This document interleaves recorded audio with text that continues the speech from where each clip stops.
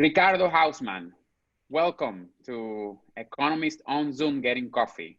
Well, it's a pleasure to be with you. So I know you well, Ricardo. So this is really a conversation between friends. You were my advisor during the PhD already a long time ago, looks like. And there's one thing I never understood about you, which is, what are you? Are you a macroeconomist? Are you a development economist? Are you an economist of growth?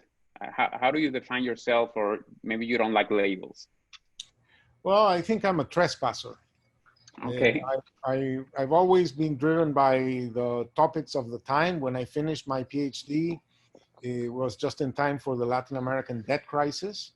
And it was a very long debt crisis. So the whole 1980s was a period in which macroeconomics was paramount. Then in 1994, I became chief economist of the Inter-American Development Bank.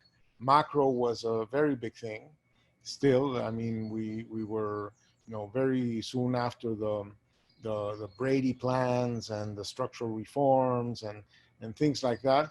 By the end of the 1990s, I started to convince myself that that is, in the 1990s, we thought if we fix the macro, growth will come back. End of story.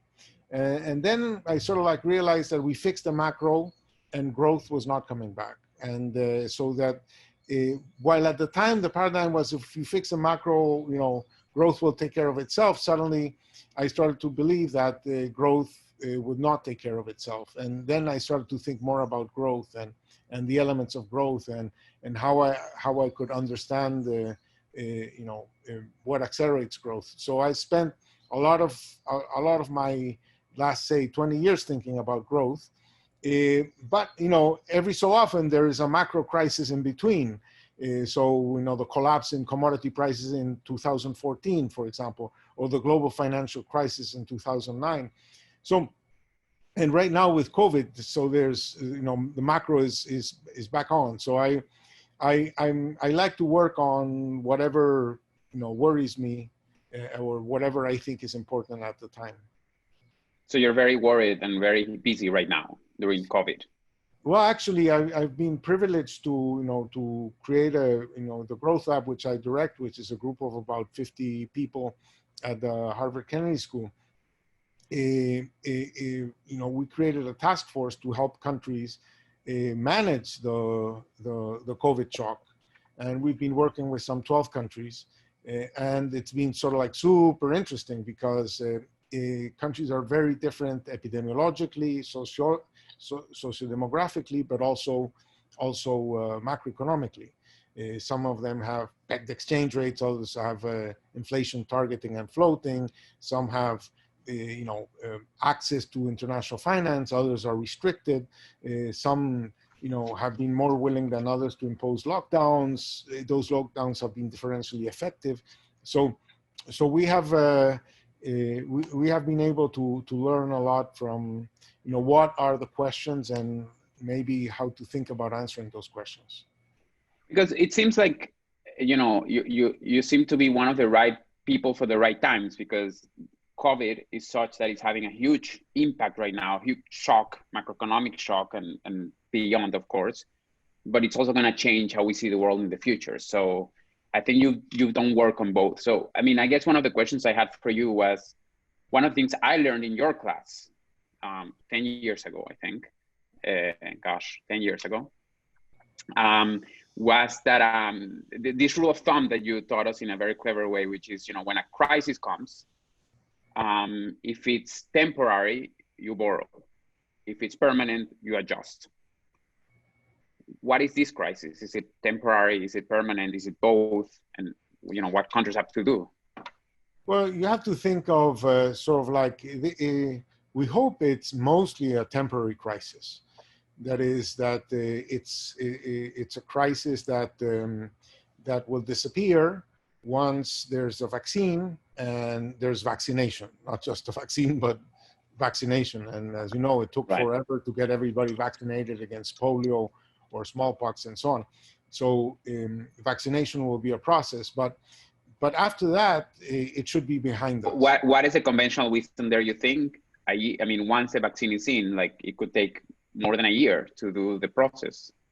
It will take, say, a year in the more developed countries. It will take probably longer elsewhere. But that means that the net present value of the temporary shock is big.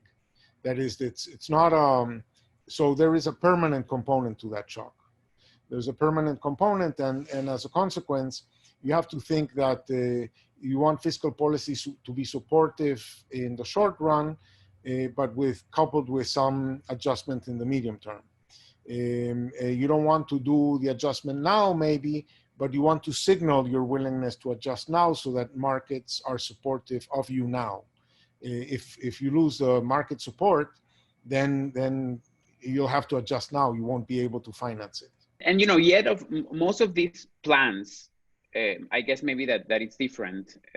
Most of these plans are really going to to save and rescue. I mean, they're not really stimulus packages. They're really going to help people thrive. So we're not even there to start thinking about how a stimulus package would look. We're not even thinking about growth. We're just thinking about, how do we, really help people thrive and not go under in bigger ways. Is that fair to say? So I would say that in the majority of the countries I'm working with, the most expensive thing in the budget is to finance the collapse in tax revenues. Because you told people to stay home, well, they're not spending, they're not working, etc. There's been a humongous collapse in tax revenues. And in some of the Latin American countries, there's been a humongous collapse in employment, but huge, unimaginably large. But in the case of Peru and Colombia, they posted, dramatic reductions. In Colombia, they lost 5 million jobs out of, 12 million total or 17 million total. So it's a humongous decline in jobs in people who are classified as employed. The absolute numbers are incredible. There was 1.2 million people lost their jobs in the city of Lima. So it's a humongous phenomenon, and social transfers are minuscule relative to what you see in the U.S. In the U.S., for example, social transfers were so large that personal disposable income went up. It didn't go down; it went up. Right. So people are feeling protected. Well, that's not the feeling in most of the countries that we work on. So they are having very, very large double-digit fiscal deficits, but with not very generous support packages because they would not be able to afford them. But so far, these large deficits have been financeable. So I mean that's good news for now, and we hope that as you said, it's not a yet after the end of the sentence, because there's always the risk that the financial systems could start also seeing some problem. Do you foresee something like that, or? I think it's bound to happen in several countries that you have a very serious recession. Sometimes it's because of lockdown. Sometimes it's because you have places where tourism is important and tourism has collapsed. Right. Places where remittances are important and remittances might have fallen significantly. Places where commodity exports have been disrupted, and so you see a recession. On top of that, lockdowns and social distancing. So you would expect that companies are not doing too well, that non-performing loans would increase, that bank stability, financial stability might be questioned by the quality of credit. Then maybe banks are scared and they retrench and don't want to lend. So that may cause what was already a bad recession to become a more durable recession, and one that is harder to get out of. And that may happen in some places. That's why I think it's so important that countries get ample financial support from the international community led by the IMF in amounts that, I've been critical, saying that, yes. That we are facing a Category 5 storm, and that the international community is preparing for a tropical storm. Yeah, I saw your piece on that on Project Syndicate, and I guess one of the questions that I left, and I want to go to the long term in a minute, but one of the questions is, the IMF has the capabilities to really scale up. Does it go by, you know, a huge capitalization round? I mean, what is stopping them from scaling up? One of the discoveries from COVID is that all regional development banks and multilateral development banks, like the World Bank, the Asian Development Bank, the Inter-American Development Bank, and so on, they were allowed to become midgets. That when, you know, the world over the last 20 years, there's been very little capitalization of these banks. They have become much smaller as a share of GDP. And so when the crisis came, you know, the World Bank could announce a pittance, really peanuts, very little extra financing, and a lot of, you know, reallocation of financing from one thing to COVID. So, but midgets, very, very small. The only one that really had a big balance sheet was the IMF. So the IMF announced that they had $1 trillion to lend. Now, $1 trillion in the US doesn't sound that much because, we've already spent $3 trillion and they want to spend a couple of trillion more within a year. I mean, actually in less than a year. No? So, but $1 trillion is 70 times the announcement of the IMF and 300 times the announcement of the Inter-American Development Bank. So they're just 2 orders of magnitude bigger. And the reason why the IMF is big is because it was made big to deal with a European crisis. Because of the European crisis, the IMF was made, you know, a macroeconomically significant institution. The others were allowed to dwindle. So my point is that since the IMF exists, it doesn't need capitalization and has the resources available to it. It doesn't have the lending rules that will allow the mobilization of those resources, but they have them. And that's why we need to fight over what are the rules that the IMF is going to follow in terms of lending. And they've just relaxed a couple of rules, but still, in my opinion, not enough. But the money's there. The money is there. And it would be convenient for the money to be mobilized. I want to move now to a little bit to the long run, because you've been working in your past decade, if not more, on something that I've been very influenced by your thought on that, which is the idea that the key to growth is know-how and maybe know who, right? So I think that we've talked informally, and I know that you've thought about how, you know, because of COVID, the world is going to change in such a fundamental way that it's really going to have a big impact on growth. But I think that your perspective is really, novel and interesting. So why don't you tell me a little bit about that? Sure. You and I come from a country that supposedly has a lot of oil and a lot of other natural resources. And so it thinks of itself as rich. And I like to say that countries are not rich because of what they have, but because of what they know how to do. So, right. And this is Venezuela, just for the record. Yeah, that's exactly the country we both come from. Yes. Yes. So it's very obvious that the natural world is what it is. Your ability to transform the natural world implies that you have the capacity to bring in some machines, that you have the capacity to maybe find some book of instructions of how to do things. But in the end, the ability to do things depends on know-how, and know-how is an ability to perform tasks that resides in brains and only in brains. And that modern technology requires not just people with a lot of know-how individually, but with a diversity of know-how that is necessary to implement whatever technology you're trying to implement. And technologies differ in how diverse is that know-how.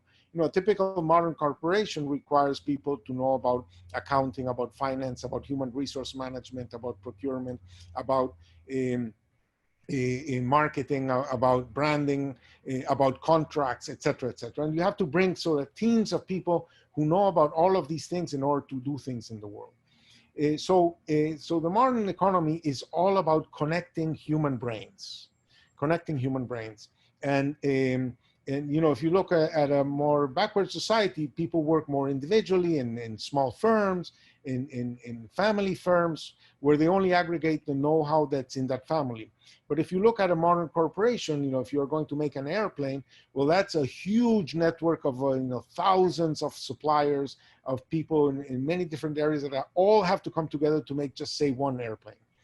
So know-how is what's behind productivity. It's what's behind the technology. It's really and it's this social know-how, this collective know-how, this networked know-how. And what is COVID? COVID is an attack against the ability of people to network. It's the ability of people to come together.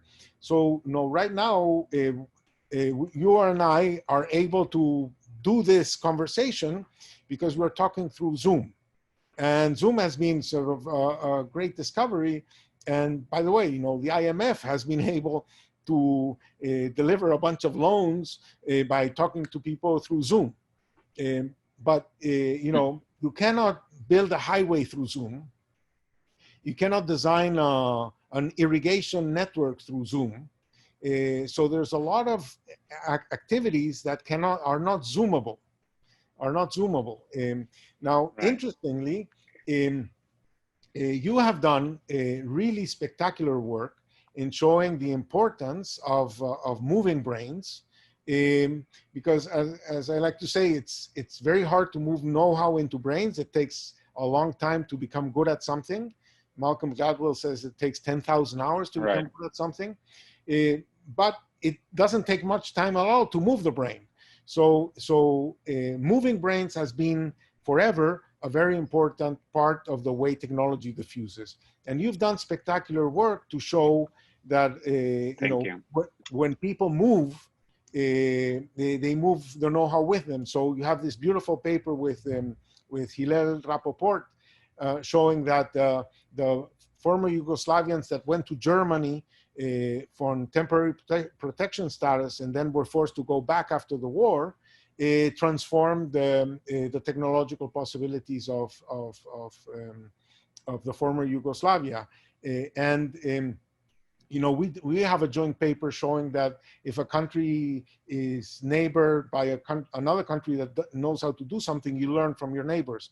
And there's so this idea that moving brains is very important to mobilizing technological possibilities and diversification opportunities and growth. So we were working with some anonymized and aggregated data that MasterCard had given us on business travel.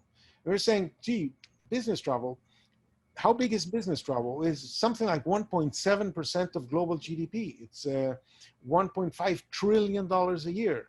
So why the hell are companies paying all that money in business travel if they can, FaceTime, Skype, or Zoom or Skype, yes, whatever. Correct. So why are they spending all this money?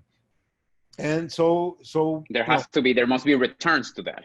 There must be returns to that, because it cannot be just a fluke. And not only that, it's an activity that was growing at 3 times global GDP, is at the rate of growth of global GDP.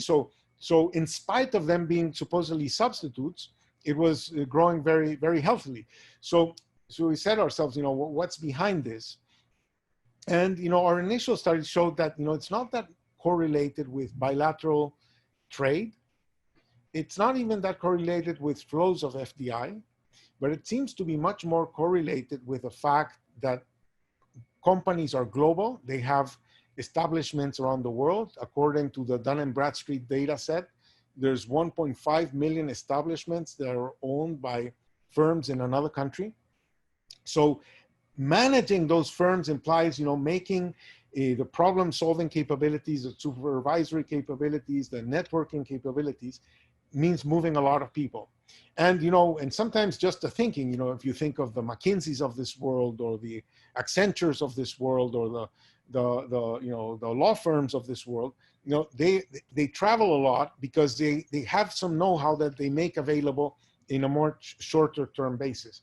So the problem with COVID is that it has sort of shut down business travel. And the paper we just published in Nature Human Behavior shows that business travel impacts productivity, employment, and exports 3 years down the road. So the idea is that if you really are moving, if you want, for lack of a better term, if you're really moving technology by moving these brains, you're moving know-how by moving these brains, then that know-how, if it's effective, it should show itself in more productivity. Higher productivity implies that now you want to employ more people, and it implies that you're more competitive and that you export more. And we not only found that at the aggregate level, we found it as, if you get, many Germans coming to your country, maybe you become good at in cars or in chemicals, that is in things that Germany has a comparative advantage in. So you get the know-how from the countries that have the know-how. So it shows that, business travel was very important in making, say, the global economy use technology, use know-how. And suddenly, if you're shutting that down for an extended period of time, well, all the problems that would have been solved in that period of time, all the projects that would have been designed, or, say your machine breaks down. Well, the repairman comes from another country. He can't travel. So your machine is not being repaired. And, as I like to say, time is not a renewable resource. You don't get it back. You don't get it back, right? So the time, all the business travel that didn't happen is all a stock of solutions that were not discovered or were not implemented, things that were not done. And maybe you'll travel in the future, but you were going to travel in the future anyway. So the time you didn't travel is a loss, is a permanent loss forever. And I think it's going to cause the recovery of, say, growth to be slower than we would otherwise have thought if we didn't think of this mechanism as important for the use of the world's technology. Let me tell you another silver lining, which may be also a threat depending on your initial conditions. Now we've discovered that many things can be done from home, right? But everything that can be done from home through Zoom can be done from abroad. Okay, so suddenly maybe there's going to be a new globalization. A new globalization, an acceleration of globalization in tasks. And these tasks have been highly liberalized. I mean, this is what they call in WTO parlance, and World Trade Organization parlance, this is called Mode 1 services. And so I think that you might see significant restructuring of value chains to exploit the fact that there is enormous wage differentials for Zoomable activities, for teleworkable activities, and that might be another permanent trend for the future. Right. Alongside the fact that people would be able to move to wherever they want. I mean, it has to do physically. You can decide to just go elsewhere, which also might have implications for clusters, right? Yeah. I mean, one of the idea of clusters is that you have your labor force pool there, and so that might not be a thing anymore. So. Yes. So I mean, actually, that's in my mind. That's what happened in the U.S. In the 2000s, and in some sense, what led to this rage that Trump was able to capture was the idea that you had many towns in the U.S. that relied on one successful manufacturing plant or exporting firm. And that firm was disrupted by the fact that now you could do things in China, or that much of the value chain could come from China. So, and once a city loses its export activity, the whole city implodes, and that might have been part of the shock of the past. We need to think about the shocks of the future. Right now, for example, the movie industry is amazingly concentrated in Los Angeles and New York, right? Why? Because, when you look at a movie, at the end of the movie, when it says, the end, it's not really the end, it's the beginning of the credits. And the credits go on for minutes and minutes and minutes. And it's just amazing to look at the number of different skills that are involved in making that movie. You know, the sound editing and the video editing and the special effects and the original music and the script and the casting and so on and so forth. And all of these activities have been highly concentrated geographically. And the question is, how many of them are going to be more zoomable so that more places can get into the business? And that was going to be new opportunities for new places and a challenge for old clusters. Ricardo, we have a lot of, I think, students who are seeing this, and RAs and students and undergrads and masters and PhD. So why don't you share with them a word of wisdom from you for the future or in their careers? Look deep inside you and ask yourself what you find really important. Don't look too much outside you to see what is fashionable for people to be working on. Really follow your judgment in terms of what are the things that you find truly important and moving, because contributing research is really a lot of effort, and the way you get energy to do all that effort is by the enthusiasm you put into it. And you get much more enthusiasm if you really believe in the importance of what you're working on. So follow your intuition in terms of what is really important to be working on. Right, especially if you're going to spend a lot of time crunching data, you really want to love what you're doing. Yeah. Absolutely. Ricardo, thank you so much. Hope to see you soon again. And really, this has been wonderful. Thank you for your time. No, thank you for the opportunity.